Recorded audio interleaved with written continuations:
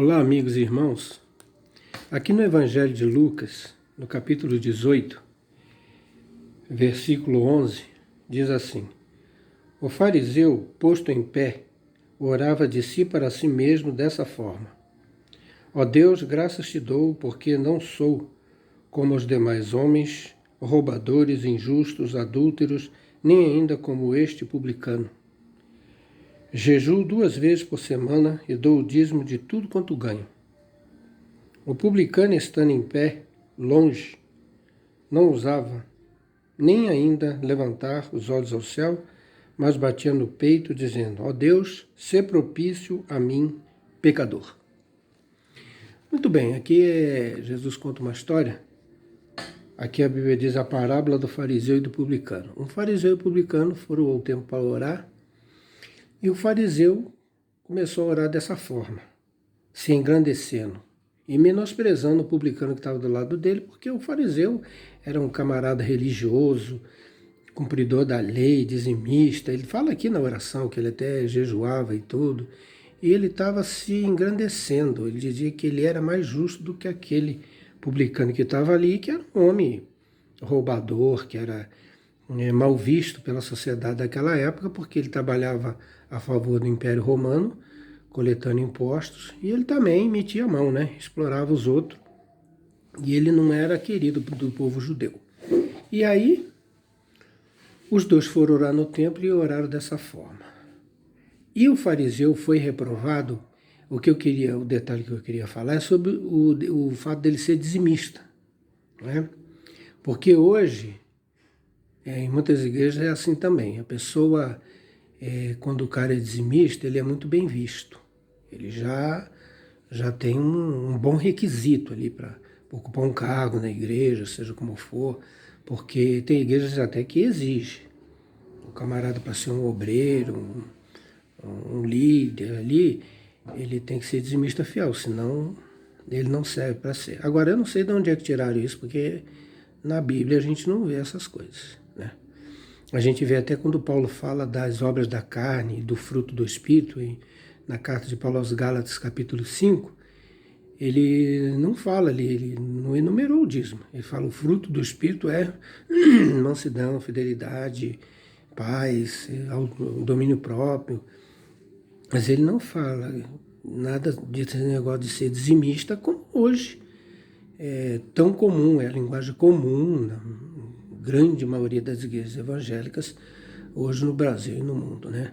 Então, irmãos, a gente tem que seguir a verdade, a gente tem que ter bom senso. Eu não sei nem quando que começou essa história de dízimo na igreja, porque no Novo Testamento não tem nenhum mandamento assim claro, expresso.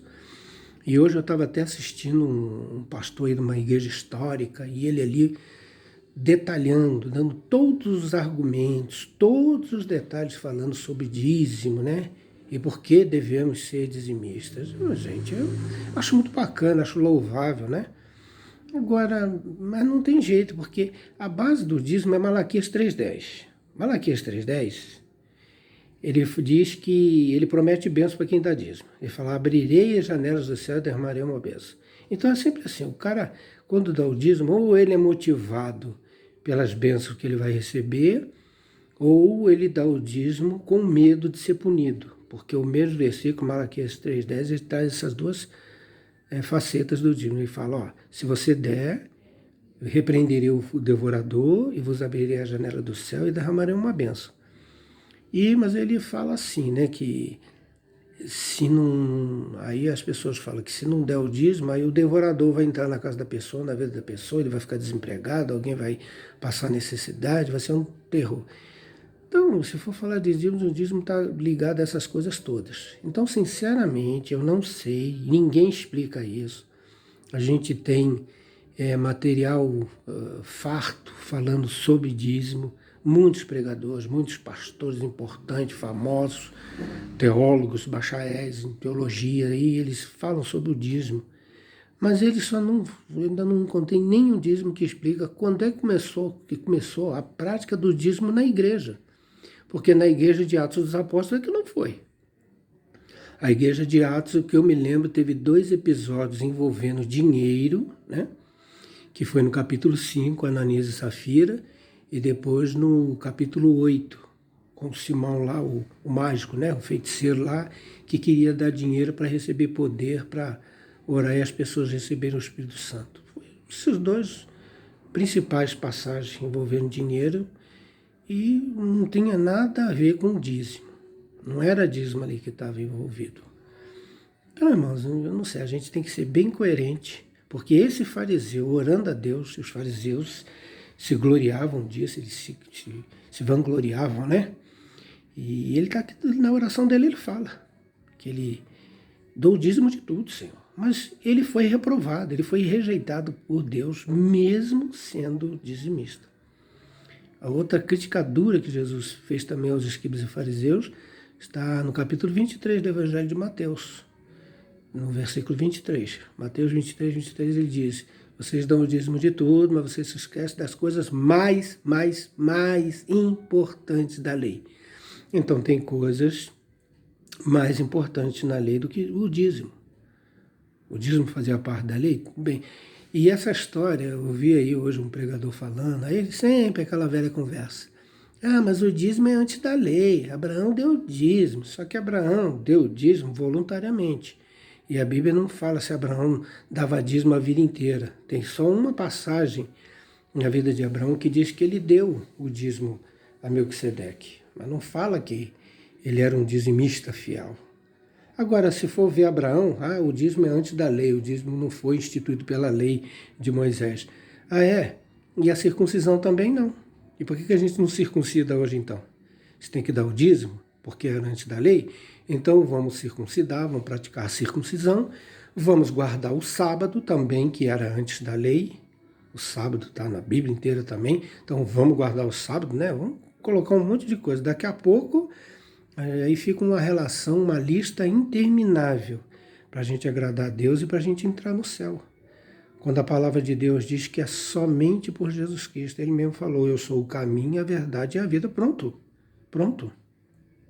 Aquele que lava suas vestiduras no sangue do Cordeiro de Deus que tira o pecado do mundo. Lavar os nossos pecados. Perdoados, é graça. Aí vem esse negócio de dízimo, rapaz, isso dá uma polêmica. Mas, e eu acho muito estranho, porque Jesus não falou nada disso que, vocês vão... Pelo contrário, lá em Mateus capítulo 28 ele diz, ide, pega o evangelho, ensinando a guardar essas coisas, né, que vos tenho mandado. E eis que estou convosco todos os dias até a consumação dos séculos. Não tem nada de dízimo ali também. Se fosse tão importante, Jesus teria destacado. Então, no capítulo 13 do Evangelho de João, Jesus diz que os seguidores deles teriam uma marca, um sinal que destacaria, que identificaria um discípulo de Cristo. Nisto conhecereis que sois meus discípulos, se tiverdes amor uns para com os outros. Então a marca do cristão, do seguidor de Cristo, daquele que se converteu, da nova criatura que tem uma nova vida com Jesus, deveria ser o amor. E não o dízimo, como a gente vê hoje nas igrejas evangélicas. A prática comum, o que nivela, o que identifica, o que tem em comum com todas as igrejas evangélicas, e as igrejas evangélicas têm muita diferença às vezes, né? A Bíblia é uma só, mas cada um fala uma coisa, cada um puxa por um lado, né?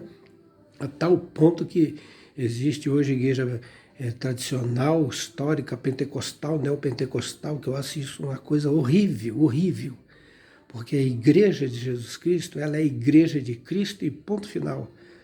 Ela não deveria ser identificada por esses nomes, essas vertentes. Porque a igreja está aí na Bíblia. Aí. A igreja tem dois modos de se expressar com a igreja. Ou fala só a igreja, ou é a igreja de Cristo, ou a igreja de Deus, né, como Paulo fala na carta a Timóteo. Igreja de Deus, acabou.